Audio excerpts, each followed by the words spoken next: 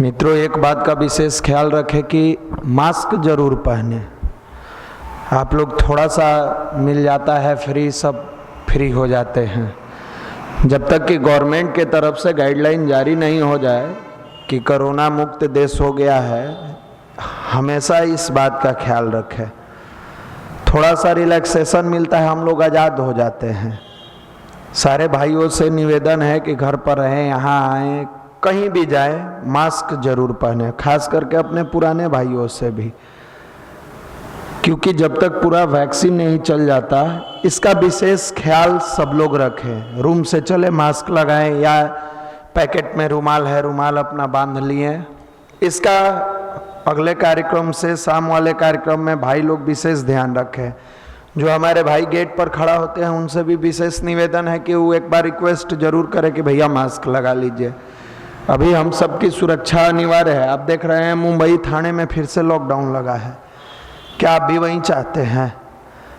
अगर नहीं चाहते हैं, जीवन को बेहतर तरीका से जीना चाहते हैं, सुचारू रूप से लाइफ स्टाइल को पुनः उसी रूप में लाना चाहते हैं, तो आप मास्क का इस्तेमाल जरूर करें। दूसरी सूचना कि अपना पीडीसी का क्लास के बहुत सारे भाई ऑनलाइन पूछ रहे हैं, शाम में फॉर्म भराएगा ना?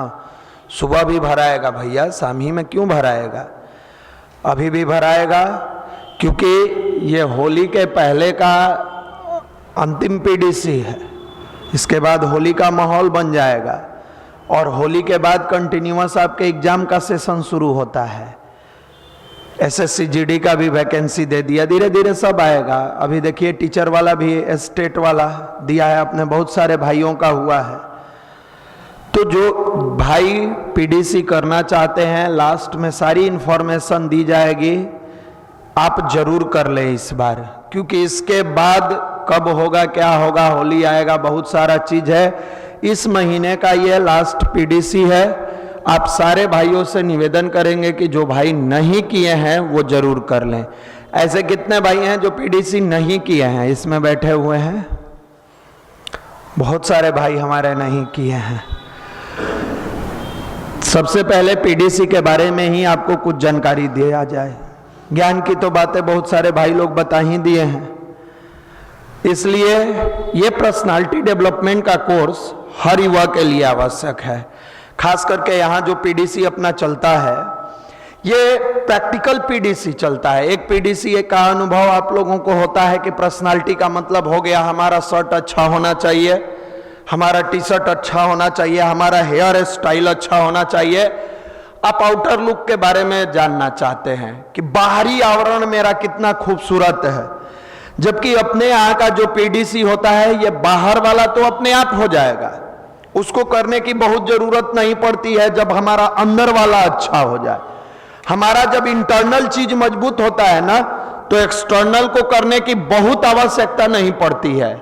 आप पूछिएगा भैया इसका एग्जाम्पल दीजिए। आपके देश के महान विद्वान वैज्ञानिक एपीजे अब्दुल कलाम जी, देखने में चेहरा कैसा था, हेयर स्टाइल कैसा था, एकदम ऐसे बाल बढ़ाए रहते थे। लेकिन जब अंदर का पर्सनालिटी डेवलप हुआ, पूरे वर्ल्ड के आइकॉन बने हुए हैं। शरीर छोड़ दिए, आइकॉन बने हुए हैं। हम लोग का हेयर स्टाइल भी बढ़िया है, शर्ट पैंट भी बढ़िया है, भोजन भी बढ़िया लेते हैं, जूता भी ब्रांड का पहनते हैं। लेकिन जब भैया स्टडी टेबल पर बैठते हैं, मन ही नहीं लगता है कि नहीं है? अब वो जो युवा एक्सेप्ट किया, उसको पंख लगा, मन से पढ़ेगा। अपना जो भी क्वालिटी है, एक एग्जाम्पल विद्यार्थी पर दे रहे हैं, हर सेक्टर के लिए है। जो जॉब कर रहे हैं उनके लिए भी है, जो रोजगार कर रहे हैं उनके लिए भी है, जो भी कर रहे हैं उन सबके लिए है मेरे मित्र। और तीसरा फिगर में क्या था बोलिए? उस हाथ में फटा हुआ कपड़ा। वो पेंटर समझाया, वो कलाकार समझाया, वो स्केच करने वाला समझाया कि साहब, जब आपके जीवन में मौका आता है और आप समझने में जब देर कर देते हो, तो मौका जाने लगता है, हाथ से निकलने लगता है, तो आप सोचते हो कि लपक कर उस मौके को हम पकड़ ले। वहां भी दो एस्पेक्ट आता है। अब मौका तो उड़ान भरेगा, आप बढ़ोगे पकड़ने के लिए, तो उसका कपड़ा आपके हाथों में रह जाएगा, वो चला जाएगा, क्योंकि आप देर कर दिए हो। और दूसरा, अगर सही समय पर उस मौके का इस्तेमाल अपने जीवन में नहीं किया तो आपके हाथों में भी उस फटे कपड़े की तरह आपका जीवन भी फटता चला जाएगा, हताशा, निराशा, उदास। इसलिए साहब इस पेंटिंग का हम 1.25 लाख रुपया रखे हैं, पसंद आए तो दे देना। 2,51,000 देकर दिया, कहा कि तूने मेरे जीवन की दशा बदल दी। क्योंकि मैं उठता भी हूं उसी युवा मंडल में, सुनता भी हूं उसी युवा मंडल में, लेकिन कभी समझ में नहीं आया कि मौका कैसे आया मेरे पास। जब हमने बहुत दिन समय निकाला तो मन में विचार आया कि मेरे साथ बैठने वाले बहुत सारे भाई, उनका STET में रिजल्ट हो गया, उनका दरोगा में रिजल्ट हो गया, उनका बैंक में रिजल्ट हो गया, वो IRS बन गए, वो IPS बन गए। ये क्या था? मौका बिना पैर के आहट का आया। लेकिन जब मौका जाने लगा तब आपके अंदर बेचैनी आई कि अरे भाई, मौका तो उड़ के जा रहा है।